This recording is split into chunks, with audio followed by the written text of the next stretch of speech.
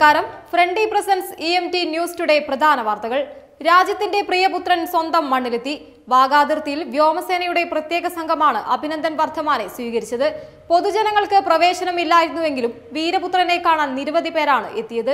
രാത്രിയോടെയാണ് അഭിനന്ദനെ പാകിസ്ഥാൻ ഔദ്യോഗികമായി ഇന്ത്യക്ക് കൈമാറിയത്. പാകിസ്ഥാനിലെ ഇന്ത്യൻ ഹൈക്കമ്മീഷൻ ഉദ്യോഗസ്ഥരും ഒപ്പമുണ്ടായിരുന്നു. പ്രോട്ടോകോൾ നടപടികൾക്ക് ശേഷം അഭിനന്ദനെ ഡൽഹിയിലേക്ക് കൊണ്ടുപോയി. ഇന്ത്യക്ക് കൈമാറുന്നതിന് മുമ്പ് അഭിനന്ദനെ വാഗാ അതിർത്തിയിൽ വെച്ച് വൈദ്യപരിശോധനയും നടത്തി. News today, Delhi.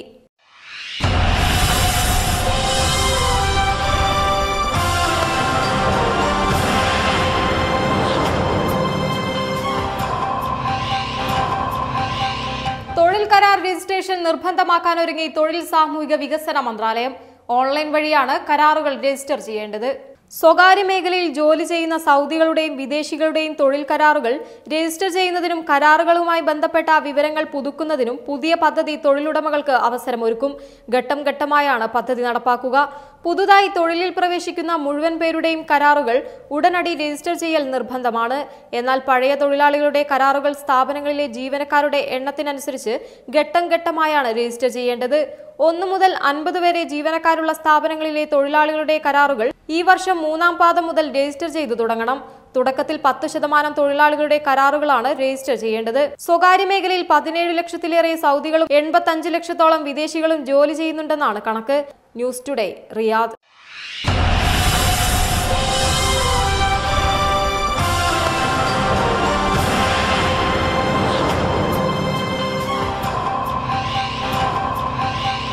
വ്യാപാര സ്ഥാപനങ്ങളുടെ ബലദിയ ലൈസൻസ് കാലാവധി 3 വർഷം മുതൽ 5 വർഷം വരെയായി ഉയർത്തി. ബലദിയ ലൈസൻസ് നിയമാവലിയിലെ 8-ാം വകുപ്പിൽ വരുത്തിയ ഭേദഗതി ആക്ടിംഗ് മുനിസിപ്പൽ ഗ്രാമകാര്യ മന്ത്രി ഡോക്ടർ മാജിദ് അൽ കസബി അംഗീകരിച്ചു. 30 ദിവസത്തിനു ശേഷമാണ് പുതിയ തീരുമാനം പ്രാബല്യത്തിൽ വരിക. മുനിസിപ്പൽ ഗ്രാമകാര്യ മന്ത്രാലയത്തിന്റെയും നഗരസഭകളുടെയും ശാഖാ ബലദിയകളുടെയും മേൽനോട്ടത്തിന് വിധേയമായ ഏതു സ്ഥാപനങ്ങൾക്കുമുള്ള ലൈസൻസ് കാലാവധി ഇനി മുതൽ 3 മുതൽ 5 വർഷം വരെയായിരിക്കും. ഇപ്പോൾ ബലദിയ ലൈസൻസ് കാലാവധി 1 വർഷമാണ്. ഓരോ വർഷവും ലൈസൻസ് പുതുക്കണം. ഉപയോക്താക്കളുടെ അപേക്ഷയുടെ അടിസ്ഥാനത്തിൽ ലൈസൻസ് കാലാവധിക്ക് മുഴുവനായുള്ള ഫീസോ ഓരോ വർഷത്തിനുള്ള ഫീസോ അടയ്ക്കാനാകും. ഓരോ വർഷവും ലൈസൻസ് പുതുക്കേണ്ടത് വ്യാപാര സ്ഥാപന ഉടമകൾക്ക് വലിയ പ്രയാസങ്ങളാണ് സൃഷ്ടിച്ചിരുന്നത്. ഇതിന് പരിഹാരം കാണുകയെന്ന ലക്ഷ്യത്തോടെയാണ് ലൈസൻസ് കാലാവധി 3 മുതൽ 5 വർഷം വരെയായി മുനിസിപ്പൽ ഗ്രാമകാര്യ മന്ത്രാലയം ഉയർത്തിയത്. News today, Riyadh.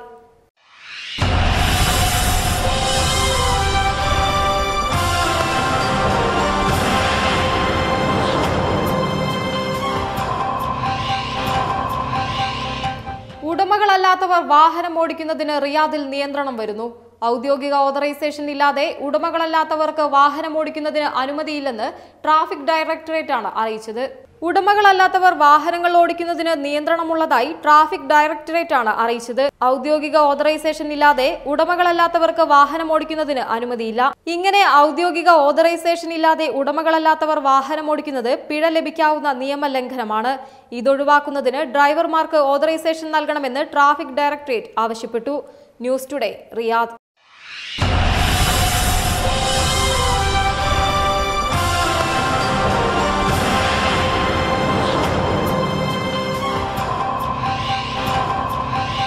സൗദിയിൽ ജോലി ചെയ്യുന്ന വിദേശികൾ കഴിഞ്ഞ ജനുവരിയിൽ സ്വദേശങ്ങളിലേക്ക് അയച്ചത് 1102 കോടി റിയാൽ.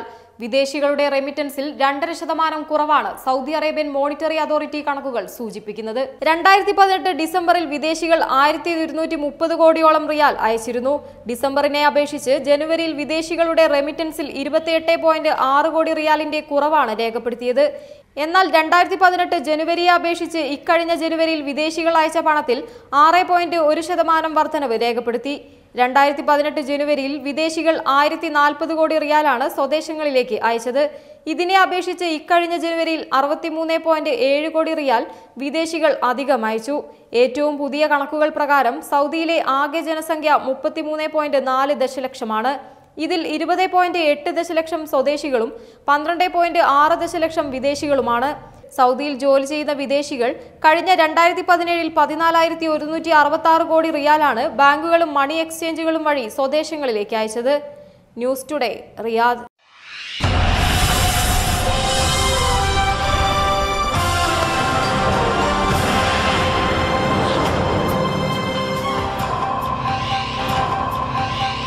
മതത്തെ വക്രീകരിച്ചാണ് ലോകത്ത് തീവ്രവാദികൾ പ്രവർത്തിക്കുന്നതെന്ന് ഇന്ത്യൻ വിദേശകാര്യമന്ത്രി സുഷമ സ്വരാജ്. അബുദാബിയിലെ OIC സമ്മേളനത്തിൽ സംസാരിക്കുകയായിരുന്നു അവർ. മണ്ണിലും മനുഷ്യർക്കിടയിലും തീവ്രവാദവും ഭീകരവാദവും വലിയ അപകടങ്ങൾ ഉണ്ടാക്കുന്നു. ജനങ്ങളുടെ പ്രശ്നങ്ങൾക്കു വേണ്ടിയാണ് തങ്ങൾ പ്രവർത്തിക്കുന്നതെന്ന് ഭീകരരും തീവ്രവാദികളും വാദിക്കുന്നു. 40 വർഷമായി ഇന്ത്യ ഭീകരതയുമായി പോരാട്ടത്തിലാണ്. ഭീകരതയും തീവ്രവാദവും ആഗോള വെല്ലുവിളിയാണ്. ഇതിനെ ചെറുക്കുന്നതിന് ആഗോളതലത്തിൽ സമഗ്രവും സംഘടിതവുമായ ശ്രമങ്ങൾ ആവശ്യമാണ്. ഓരോ രാജ്യങ്ങളും സംഘടനകളും മുഴുവൻ ആഗോള സ്ഥാപനങ്ങളും ഭീകരവിരുദ്ധ പോരാട്ടത്തിൽ പങ്കാളികളാകണമെന്നും വിദേശകാര്യമന്ത്രി പറഞ്ഞു. ഇന്ത്യ പാക് അതിർത്തിയിൽ സംഘർഷം മൂർച്ഛിച്ച പശ്ചാത്തലത്തിലാണ് മേഖലാ രാജ്യങ്ങളിലെ വിദേശമന്ത്രിമാർ അബുദാബിയിൽ യോഗം ചേരുന്നത്. വിദ്വേഷ ഭാഷണവും തീവ്രവാദവും മതചൂഷണവും ചെറുക്കുന്നതിനുള്ള മാർഗങ്ങൾ ആരായുന്നതിനും കൂടിയാണ് വിദേശമന്ത്രി തലത്തിലുള്ള ദ്വിദിന OIC യോഗം. OIC അംഗങ്ങളായ 56 രാജ്യങ്ങൾക്ക് പുറമെ നിരീക്ഷണ പദവിയുള്ള 5 രാജ്യങ്ങളും പങ്കെടുത്തു. News today, Abu Dhabi.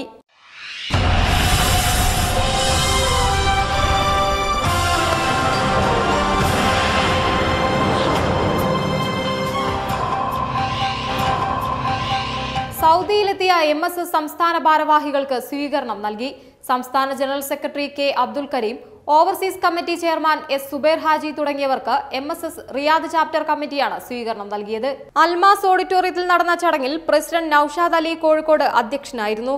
നിശബ്ദ സാമൂഹ്യ പ്രവർത്തനം നടത്തുന്ന മുസ്ലിം സർവീസ് സൊസൈറ്റിയുടെ നിസ്വാർത്ഥ സേവനങ്ങൾക്ക് അകമഴിഞ്ഞ പിന്തുണ നൽകുന്ന ഗൾഫ് നാടുകളിലെ ഘടകങ്ങളിൽ വളരെ സുപ്രധാനമായ ഒന്നാണ് റിയാദ് ചാപ്റ്റർ എന്ന് തന്റെ പ്രസംഗത്തിൽ അബ്ദുൽ കരീം പറഞ്ഞു. MSS ഓരോ മാസവും ലക്ഷക്കണക്കിന് രൂപ ചെലവഴിച്ച് നടത്തുന്ന സംസ്ഥാനത്തെ ക്യാൻസർ രോഗികൾക്കായുള്ള ക്ഷേമ പ്രവർത്തനങ്ങളിൽ 60 പേരെ സ്പോൺസർ ചെയ്യുന്ന റിയാദ് ഘടകം പാവപ്പെട്ടവർക്കായുള്ള ഭവന പദ്ധതിയിലും പങ്കാളികളായി ഓരോ വർഷവും 4-ലധികം വീടുകൾ നിർമ്മിച്ചു നൽകുന്നുണ്ട്. റിയാദിലെ MSS യൂണിറ്റിന്റെ പ്രവർത്തന മികവിനെ അകമഴിഞ്ഞ് അഭിനന്ദിക്കുന്നതായും അബ്ദുൽ കരീം പറഞ്ഞു. MSS റിയാദ് ഘടകം ഏറ്റെടുത്ത് നടത്തുന്ന ജീവകാരുണ്യ സാംസ്കാരിക പ്രവർത്തനങ്ങൾ റിയാദിലെ വിവിധ സംഘടനാ ഭാരവാഹികൾ പങ്കെടുത്ത സ്വീകരണ യോഗത്തിൽ പ്രസിഡന്റ് നൌഷാദ് വിശദീകരിച്ചു. MSS റിയാദ് മുൻ പ്രസിഡന്റ് ഷക്കീബ് കൊളക്കാടൻ, മാധ്യമപ്രവർത്തകരായ നാസർ കാരന്തൂർ, അസ്ഹർ പുള്ളീർ എന്നിവർ ആശംസകൾ നേർന്നു. MSS ജേണലിന്റെ പ്രകാശനം Riyadh Indian Islahi centre president KA ജലാലിന് നൽകി. ആദം ഒജിൻഡകവും MSS ബ്രൗഷറിന്റെ പ്രകാശനം MES Riyadh chapter president Muhammad ഇക്ബാലിനു നൽകി. ഹസൻ തങ്ങൾ പൊന്നാനിയും നിർവഹിച്ചു. സലീം നാലകത്ത്, കുഞ്ഞി മുഹമ്മദ്, അഷ്റഫ് പോളക്കണ്ണി, അബൂബക്കർ സിദ്ദീഖ്, അർഷുൽ അഹമ്മദ്, എസ്തർ കുഞ്ഞി മുഹമ്മദ് തുടങ്ങിയവർ പങ്കെടുത്തു. ചടങ്ങിൽ MS ജനറൽ സെക്രട്ടറി അഷ്റഫ് നന്ദി പറഞ്ഞു. News today, Riyadh.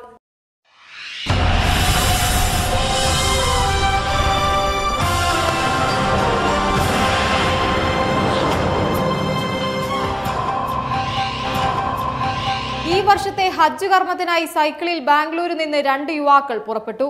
കർണാടക ഹജ്ജ് ഹൌസിൽ നടന്ന യാത്രയയപ്പ് ചടങ്ങിൽ മുൻ മുഖ്യമന്ത്രി സിദ്ധരാമയ്യ, ഹജ്ജ് കാര്യമന്ത്രി സമീർ അഹമ്മദ് ഖാൻ തുടങ്ങിയവർ സംബന്ധിച്ചു. ബാംഗ്ലൂരിലെ 10th ക്രോസ് വിൽസൺ ഗാർഡനിലെ 2 യുവാക്കളാണ് സൈക്കിളിൽ ഹജ്ജിന് പോകുന്നത്. ഹജ്ജ് കാര്യമന്ത്രി സമീർ അഹമ്മദ് ഖാൻ, മുൻ മുഖ്യമന്ത്രി സിദ്ധരാമയ്യ തുടങ്ങിയവർ സൈക്കിളിൽ യാത്ര ചെയ്യുന്ന തീർത്ഥാടകരെ പ്രാർത്ഥനകളോടെയാണ് യാത്രയാക്കിയത്. ഇന്ത്യൻ പതാകയും വഹിച്ചാണ് സൈക്കിൾ യാത്ര തുടരുക. യാത്ര തുടങ്ങുമ്പോഴുള്ള പ്രാർത്ഥനകളും ലബൈക്കയും ചൊല്ലി ഭരണപക്ഷ നേതാക്കളും അനുയായികളും ഇവരെ അനുഗമിച്ചു. 2019 ഓഗസ്റ്റ് 10-11 തീയതികളിലാണ് ഇത്തവണത്തെ ഹജ്ജ് കർമ്മം നടക്കുക. നേരത്തെ 2007 ഹൈദരാബാദിൽ നിന്ന് 7 പേർ ഹജ്ജിനു വേണ്ടി സൈക്കിളിൽ പോയതും വാർത്തകളിൽ ഇടം നേടിയിരുന്നു. News today.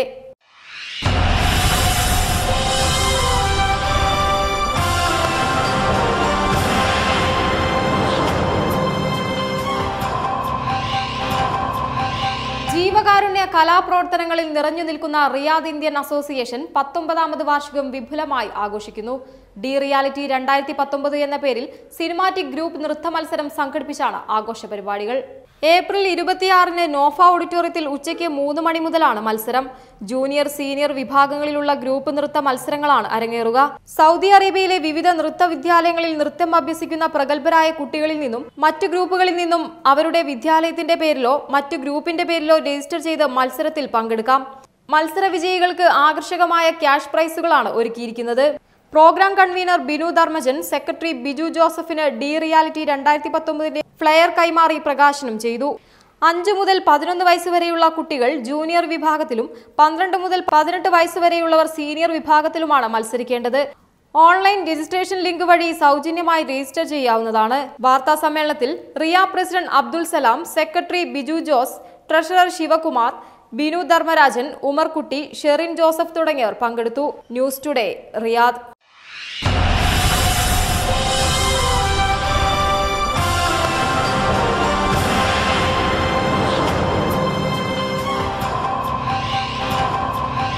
ദുബായിൽ ശക്തമായ പൊടിക്കാറ്റിൽ ആകാശം മൂടി.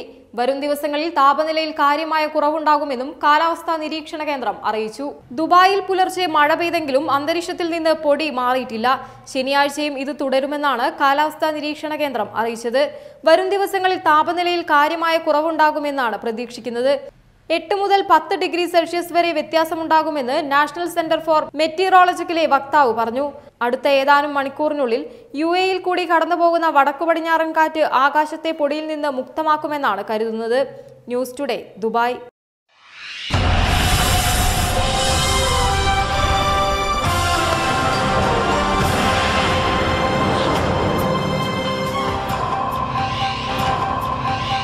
രാജ്യം വെല്ലുവിളികൾ നേരിടുമ്പോഴും പ്രധാനമന്ത്രിക്ക് പബ്ലിസിറ്റി പരിപാടികൾ നിർത്താനാകുന്നില്ലെന്ന് കോൺഗ്രസ് അധ്യക്ഷൻ രാഹുൽ ഗാന്ധി.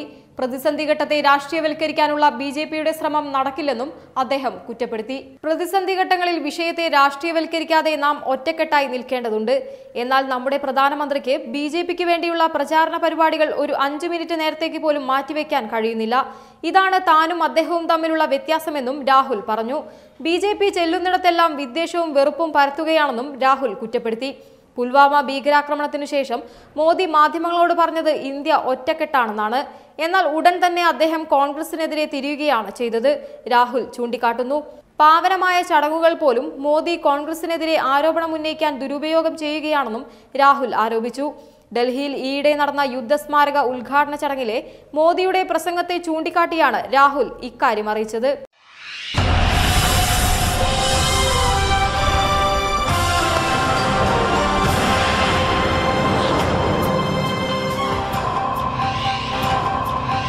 കരിപ്പൂർ ഉൾപ്പെടെ 5 വിമാനത്താവളങ്ങളിൽ നിന്നുള്ള ഹജ്ജ് സർവീസുകൾ എയർ ഇന്ത്യ സൗദി എയർലൈൻസിന് കൈമാറുന്നു. എയർ ഇന്ത്യ സ്വന്തമാക്കിയ ടെൻഡറിനേക്കാൾ ഉയർന്ന നിരക്കിലാണ് സൗദിയയ്ക്ക് കൈമാറുന്നത്. കരിപ്പൂർ ഉൾപ്പെടെ 3 ഇടങ്ങളിൽ നിലവിൽ സർവീസിന് സൗദിയുമായി ധാരണയായ എയർ ഇന്ത്യ 2 വിമാനത്താവളങ്ങളിലെ സർവീസ് കൂടി കൈമാറാനുള്ള ചർച്ചയിലാണ്. ഇന്ത്യയിൽ നിന്നും ഈ വർഷം 21 എംബാർക്കേഷൻ പോയിന്റുകളിൽ നിന്ന് ഹജ്ജ് സർവീസുകൾ നടത്താൻ എയർ ഇന്ത്യക്കാണ് ടെൻഡർ ലഭിച്ചത്.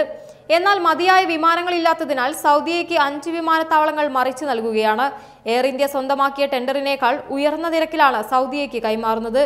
എയർ ഇന്ത്യ സ്വന്തമാക്കിയ ടെൻഡറിന് ഹജ്ജ് സർവീസ് ഏറ്റെടുക്കാനാകില്ലെന്ന് നേരത്തെ സൗദി എയർലൈൻസ് അറിയിച്ചിരുന്നുവെങ്കിലും ഇപ്പോൾ ഉയർന്ന നിരക്ക് അംഗീകരിച്ചിരിക്കുകയാണ്.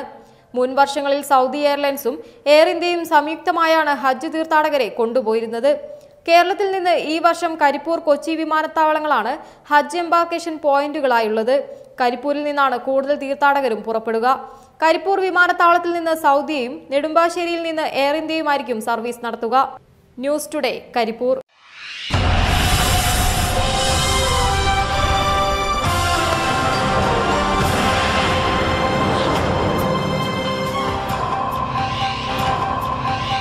ന്യൂസ് ടുഡേ വേറിട്ട ശബ്ദങ്ങൾ. ഞങ്ങൾ ഹിന്ദുവാണ്, മുസ്ലിമാണ്, ക്രിസ്ത്യാനിയാണ്. ഞങ്ങൾ BJP ആണ്, കോൺഗ്രസ് ആണ്, CPM ആണ്, മുസ്ലിം ലീഗാണ്. പക്ഷെ ഞങ്ങളെ ചൊറിയാൻ വന്നാൽ ഞങ്ങൾക്കെല്ലാം ഒരു പേരേ ഉള്ളൂ. അതാണ് ഇന്ത്യ. V R Indians.